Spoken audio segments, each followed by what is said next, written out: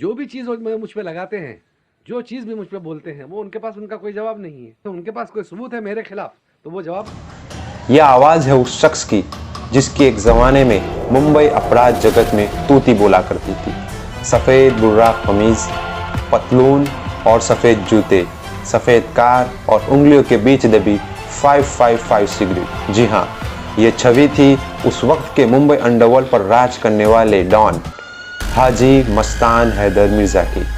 1 मार्च 1926 को तमिलनाडु के एक छोटे से गांव पनेकुलम में हाजी मस्तान का जन्म हुआ।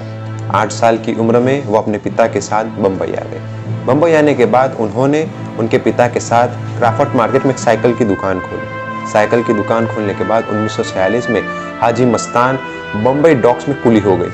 वही उनकी मुलाकात एक अरब के शेख मोहम्मद अल गालिब से हुई। ये वही शख्स है जिसने मस्तान को हाजी मस्तान या मुंबई अंडरवर्ल्ड का डॉन बनने में सहारा बना। धीमे धीमे मुंबई अंडरवर्ल्ड पर बहुचर्चित किताब डोंगरी टू दुबई लिखने वाले एस हुसैन ज़ियादी बताते हैं, वो जमाना वो था जो सारे अरब थे ये उर्दू बोला करते थे। ये जब मुंबई आए तो उनका हाजी मस्तान से पहचान हो गई थी और उन दोनों में दोस्ती होने लगी। तो हुआ ये कि गालिब ने शुरू में थोड़े से सोने के बिस्किट दे दिए जो मस्तान अपनी पगड़ी में छुपा के बाहर ले आते थे, बाद में इनके हवाले कर देते थे। फिर महीनों के बाद ऐसा हुआ कि गालिब ने एक उनका बक्सा पड़ा था जो इनके हाथ लग गया था मस्तान के, और गालिब ने उनको रखने को कहा, लेकिन वो खुद गिरफ्तार हो गए गालिब और वो जेल पहुंच गए। उस बक्से में तकरीबन 100-200 बिस्किट तो होंगे सोने के, जो आप उस जमाने में लाखों की रकम के थे। अगर मस्तान चाहते तो वो उस सोने के बिस्किट को इस्तेमाल कर लेते, फरार हो जाते, लेकिन मस्तान ने उस बक्से को अपनी झोपड़ी में झुग्गी में जाके रख दिया, छुपा करके अपने मैले कपड़ों के दरमियान, कभी किसी को अलग तक न दे दिया। गालिब जब तकरीबन 2.5 या 3 साल के बाद रिहा होके आए और उस बारे में पूछा, तब मस्तान उनको अपने घर ले आए और उन्हें ला करके उनको वो बक्सा दिखाया, और गालिब अपने आप में हैरान और पूरी तरह मजबूत होके रह गए कि कोई शख्स इतना ईमानदार कैसे हो सकता है कि 3 साल में इसके पास इतने सारे सोने के बिस्किट थे, इसने किसी और को क्यों नहीं। उसके बाद उन्होंने अपने मस्तान को अपना पार्टनर बना लिया। मस्तान की इज्जत में और इजाफा तब हुआ जब मुंबई डॉक्स पर कुलियों से हफ्ता वसूल करने वाले स्थानीय गुंडे शेर खां पठान की पिटाई कर। बाद में अमिताभ बच्चन की मशहूर फिल्म दीवार में इस दृश्य को फिल्माया गया। एक्चुअली रियल में हुआ ये था कि ये लोग जब पैसे उससे वसूला करते थे तो मस्तान को वो पैसे देना बहुत खलते थे, क्योंकि एक तो दिन भर की मजदूरी के बाद आदमी को 12 और 15 रुपए मिल रहे हैं और ये लोग आगे 1 रुपया रोज ले जा रहे हैं। तो उन्होंने अपने मजदूर भाइयों से भी कहा कि भाई सुनो, हम इनकी बात क्यों सुने, कौन लोग हैं, हम इनको पैसे क्यों देते हैं। किसी ने उनकी बात मानी नहीं, सिवाय एक आदमी के लड़के ने, जिसने कहा था कि अगर तुम पहल करोगे तो मैं तुम्हारे साथ जुड़ जाऊंगा। तो मस्तान ने डंडा लाया था कहीं से मजबूत सा और इस लड़के के हाथ में लोखंड का रॉड दिया था और इनके तकरीबन 4 या 5 गुंडे थे, वो उन्होंने मार मार के लोगों के सर फोड़ दिया और कुछ लोगों की हड्डियां तोड़ दी। उसके बाद दूसरे मजदूरों को लगा कि अगर 2 लोग इन सारे गुंडों को भगा सकते हैं तो हम लोग कब अगर मिल जाए तो क्यों नहीं कर सकते। साला सब तरफ जगह साला मिला ही नहीं। मेरा तो आइडिया है, वो भाग गया है, अब नहीं आने वाला। आएगा नहीं तो जाएगा कहाँ, उसे जिंदा नहीं छोड़ने का। पीटर, अच्छा हुआ तुम खुद यहाँ चलाया, हम तुम्हें ही ढूंढता था। तुम लोग मुझे ढूंढ रहे हो और मैं तुम्हारा यहाँ इंतजार कर रहा हूँ। ये बात है। इसे अपनी जेब में रख ले पीटर। अब ये ताला मैं तेरी जेब से चाबी निकाल कर ही खोलूंगा। मुंबई के नामी डॉन होने के बावजूद हाजी ने कभी अपने हाथों में बंदूक नहीं पकड़ी, ना ही अपने हाथों से गोली चलाई। उन्हें जब कभी भी ऐसे काम की जरूरत हुई, उन्होंने दूसरे गैंगस्टर वरदराजन मुदालियर उर्फ वर्दा का सहारा लिया। वर्दा भी हाजी की तरह तमिल थे और वर्सोवा, वसई विरार जैसे इलाकों में उनके नाम का ठौस था। वर्दा का हाजी मस्तान के संपर्क में आने की भी एक दिलचस्प कहानी है।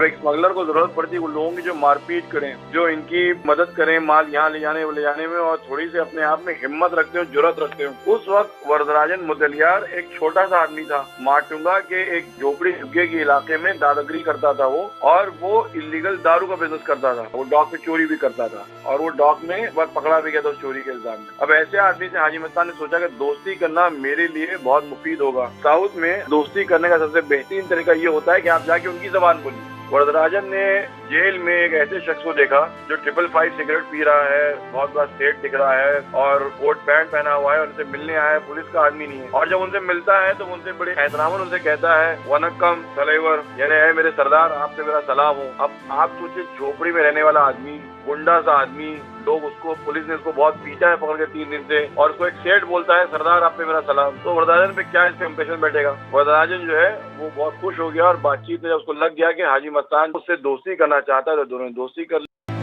80 का दशक आते आते मस्तान की ठसक काफ़ी कम हो गई थी, लेकिन तब भी उनके बारे में तरह तरह की बातें फैली हुई थी जो जाहिर है सच नहीं थी। मस्तान को नज़दीक से जानने वाले उर्दू पत्रकार खालिद जाहिद बताते हैं जब वो एक बार बनारस मस्तान के साथ गए थे। दाल मंडी करके एक एरिया है बनारस में। दाल मंडी में एक ऑर्डिनरी सा होटल, बहुत बड़ा होटल नहीं था वो, हम लोग वो होटल में ठहर गए थे और फिर सुबह में लोगों में चर्चा हो गया कि वो हाजी मस्तान आया हुआ है इधर, तो बस पब्लिक जमा शुरू हो गई। अच्छा, मुझे एक बेचैनी थी कि मैं रिएक्शन देखूं कि पब्लिक का रिएक्शन क्या है। तो मैं वहाँ से होटल से नीचे उतर के लोगों से कुछ बातचीत के दौरान पता चला कि हाजी मस्तान एक ऐसे महल में रहता है जिसके 365 दरवाजे हैं और हर दरवाजे के पास में एक कार खड़ी रहती है। वो सुबह को निकलता है कार से और दिन भर अपना काम करके जब वापस आता है तो वो कार जो है वो बेच दी जाती है और पैसा गरीबों में बांट दिया जाता है। ये अजीब और गरीब सा एक चर्चा चल रहा था। फिर वहाँ से आने के बाद में मुझे लगा कि नहीं, इस पे एक स्टोरी बनना चाहिए, तो फिर मैंने उस पे एक स्टोरी बनाया था कि वो हाजी मस्तान जो 20 साल पुरानी गाड़ी में घूमता है, जिसके पास एक छोटा सा बंगला जरूर था और अच्छे एरिया में बंगला था, उसके ताल्लुक से लोग कैसी कैसी बातें उड़ाते हैं और क्या क्या है, तो वो पूरी स्टोरी मैंने किया था। और उस पे वो हाजी मस्तान जो है काफी चिढ़ा भी था कि आज तो मेरी बेइज्जती कर रहा है। 1980 में जब पठान गैंग और दाऊद इब्राहिम के बीच गैंग वॉर शुरू हुई तो हाजी मस्तान ने इन लोगों के बीच सुलह करवाने का जिम्मा उठाया। हालांकि इनके बीच के इनके कई निजी हित भी थे। इनके बंगले बैतुल सुरूर पर मुंबई के सारे गैंगस्टर्स की बैठक हुई। दाऊद इब्राहिम जो है वो कोंकणी थे, वो पठान नहीं थे, और पठान जो थे वो अपने आप को एक रियल बहादुर और एक जांबाज और जंगबाज कौम समझते थे। तो दाऊद और उन पठानों के दरमियान बहुत पुरानी दुश्मनी चली आ रही थी और इस दुश्मनी की वजह से वो लोग एक दूसरे पे वक्तन फवक्तन हमले करते आए थे, जख्मी करते आए थे, एक दूसरे के माल को नुकसान पहुंचाते आए थे। हाजी मस्तान इनकी एक मुंह बोली बहन हुआ करती थी जिसको लोग जिना भाई दारूवाली के नाम से जानते हैं, जो पुलिस की खबरी थी। जिना भाई से वो अक्सर मशवरे करते थे जब भी बहुत ज्यादा परेशान हो जाते थे। तो उनकी एक प्रॉपर्टी हुआ करती थी बम्बई सेंट्रल के पास में, जो प्रॉपर्टी पे जो है एक चिलिया करके एक गुजराती कम्युनिटी है जिन लोगों ने इस पे कब्जा कर लिया था, और वो लोग बहुत मजबूत थे, यानी इतने मजबूत थे कि वो लोग हाजी मस्तान के गुंडों से उनके दबदबे के बावजूद वो जगह खाली नहीं कर रहे थे। जब उन्होंने जिना भाई से मशवरा किया कि भाई अपनी प्रॉपर्टी कैसे खाली कराऊं, तब जिना भाई ने कहा था कि अगर तुम चिलिया लोगों का दबदबा खत्म करना चाहते हो तो किसी ऐसे गिरोह को लाओ जो उनसे ज्यादा पावरफुल हो और उनसे ज्यादा दबदबा रखता हो। तो उस औरत ने उसने जमीन पर एक लकीर खींची और उसने कहा कि तुम इस लकीर को छोटा कैसे कर सकते हो बगैर इस लकीर को मिटाए हुए। तो हाजी मस्तान थोड़ा सा मुताहिर भी हुए थे कि मैं इनको मशवरा करने के लिए बुला रहा हूँ इतनी रात में बरसात में, और ये जो है मुझे नसीहत कर रही है और मुझसे जो है वो कुछ खेल खेल रही है। तो उन्होंने पूछा कि भाई आपा मैं आपसे मशवरा कर रहा हूँ, आप क्या कर रहे हैं? बोले नहीं, मुझे सवाल का जवाब दो और तुम्हारे मसले का हल भी इसी में है। वो कुछ जवाब ना दे पाए तो जिना भाई ने कहा कि लकीर को उसी वक्त छोटा किया जा सकता है जब तुम इससे बड़ी लकीर खींच दो तो ये लकीर छोटी हो जाएगी। और तब उन्होंने कहा कि अगर तुम पठानों को और दाऊद साबिर को मिला दो और दोस्ती करा दो तो ये दोनों अपने आप में मिल करके चिड़िया लोगों से मजबूत हो जाएंगे और फिर तुम्हारे लिए प्रॉपर्टी खाली कराना आसान हो जाएगा। तमाम पठान और दाऊद और तमाम सारे लोग जो है इन दोनों ने कुरान पे रखकर कसम खा ली कि आज से हम लोग झगड़ा नहीं करेंगे, आज से मिलजुल के रहेंगे। और जब इनमें मेल हो गया, ये दोनों ग्रोह ने मिल करके चिड़िया लोगों को वहाँ से हटा दिया और वो कब्जा उनका खाली करा के हाजी मस्तान के वाले कर दिया। हाजी मस्तान मुंबई की फिल्मी दुनिया से बहुत आकर्षित थे। उन्होंने कई फिल्मों को प्रोड्यूस ही नहीं किया बल्कि एक स्ट्रगलिंग अभिनेत्री सोना से विवाह भी कर लिया। बॉलीवुड से बहुत ज्यादा फैसिनेटेड थे ये, तो ये अक्सर मुहूर्त पे और प्रीमियर पे और यहाँ वहाँ जाया करते थे। तो उस जमाने एक स्ट्रगलर थी सोना, इनके दिलो दिमाग पे मधुबाला जो है पूरी तरह छाई हुई थी। सोना के बारे में लोग ये गुमान करते थे कि मधुबाला जैसी दिखती है, इन्होंने उस ख्याल से उसे शादी कर दी। हाजी मस्तान की पहली पत्नी से उन्हें 3 बेटियां थी। उसके बाद उन्होंने एक व्यक्ति सुंदर शेखर को गोद ले लिया। सुंदर शेखर बताते हैं कि दीवार फिल्म बनने के दौरान उसके लेखक सलीम खान और हीरो अमिताभ बच्चन हाजी मस्तान के पास उस किरदार को समझने के लिए आया करते थे। सारे अमिताभ बच्चन क्या, पहला बच्चन क्या था, अभी बोलना चाहिए, अभी उनका नाम बड़ा हो गए हैं, पहला राज कपूर बाबा के खास दोस्त थे, सारे फिल्म एक्टर बाबा के खास थे। संजीव कुमार बोलो, दिलीप कुमार बोलो, धर्मेंद्र बोलो, फिरोज खान, संजय खान, जितने भी एक्टर्स हैं बाबा का करीब से अच्छा दोस्त। संजीव कुमार एकदम खास दोस्त था बाबा का। अब ये जो पिक्चर का ये जो लिखने वाले कौन है, सलीम खान, ये सब बाबा के पास आते थे, अच्छी बैठते थे, सब लिख के ले। बाप का नेचर कुछ अलग ही नेचर था। मेरे शादी कराया, सिल्क पहन के शादी करा रहा है, और करीमलाल अचानक आ गया, अचानक आ गया तुम सिल्क पहना। बाप ने क्या बोला, बोले मैं मेरे बेटे की शादी है। वो बात आज भी मेरे दिल के अंदर है। 80 के दशक के शुरुआत में हाजी मस्तान की ताकत में कमी आ गई थी, क्योंकि मुंबई अंडरवर्ल्ड में नई ताकतों का इजाफा हो गया था। खालिद जाहिद बताते हैं, उसके बीच कई नए गैंग्स तैयार हो गए थे और उनकी कदर कीमत बहुत ज्यादा बढ़ गई थी, जिनके सामने मैं नाम लेना नहीं चाहूँगा, जिनके सामने हाजी मस्तान का वैल्यू गिरना शुरू हो गए। और कई ऐसे मौके आए कि किसी को भेज दें और फिर वो गैंग की तरफ से इनको टेलीफोन आ जाए, क्यों भेजा, क्या किया, ये किया। तो वो जो हालात नए जो ग्रुप उभरना शुरू हो गए थे, उन्होंने इनको बिल्कुल किनारे पे डाल दिया था। तो वो कार्ड भेज देना या नाम से पैसे मिल जाना, बहुत से बिल्डर ऐसे थे जो उनका नाम यूज करते थे, खाली मस्तान भाई ने ले लिया, मस्तान भाई ने ले लिया, तो उनके काम बन जाते थे। नए गैंग से आने के बाद में फिर वो हैसियत नहीं रह गई कि लोग उस नाम से डरें और उस नाम से पैसे दे दें। 1974 में इंदिरा की सरकार में हाजी मस्तान की गिरफ्तारी हुई। 1975 में जयप्रकाश नारायण के संपर्क में वो आए। उन्होंने दलित मुस्लिम महासंघ की एक पार्टी बनाई। ये कहानी थी हाजी मस्तान की, जो मुंबई अंडरवर्ल्ड पर राज करते थे। 25 जून 1994 में मुंबई स्थित उनके बंगले बैतुल सुरूर पर उन्होंने आखिरी सांसें ली।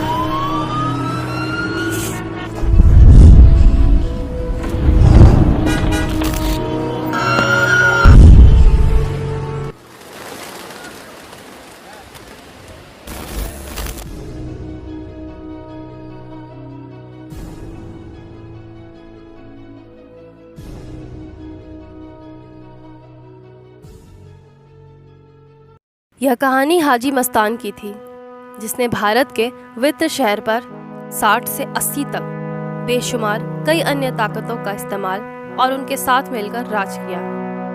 यह तो हाजी मस्तान था जिसने सिर्फ एक शहर पर राज किया। इस आसमान ने देखा होगा सिकंदर की उन जंगों को, इस जमीन ने महसूस किया होगा उस चंगेज खान के लश्कर को, जिसको पूरी दुनिया पर कब्जा करना था। इंसान अपनी जिंदगी में दौलत और शोहरत पाने के लिए ना धूप देखता है, ना ठंड देखता है, ना बारिश की उन छोटी बूंदों को देखता है, और आखिरकार दौलत और शोहरत दोनों ही हासिल करता है। मगर उस दौलत और शोहरत पर एक पल में पानी फेर देने वाली का नाम है मृत्यु। मृत्यु ही है जो इंसान की रफ्तार को कम नहीं कुचल कर खत्म कर देती है। मैं पूछती हूँ इस आसमान से और इस जमीन से, है कोई जो इस मृत्यु को मात दे सके? लिखा था एक कब्रिस्तान की दीवार पर, तेरी मंजिल तो यही थी, बस तूने आते आते देर कर दी। कितने रुस्तम सोहराब आए और 30 मार खाए, कुछ भाव बनकर उड़ गए, इन फिजाओं के साथ कुल मिल गए, कुछ इस जमीन में मिल गए।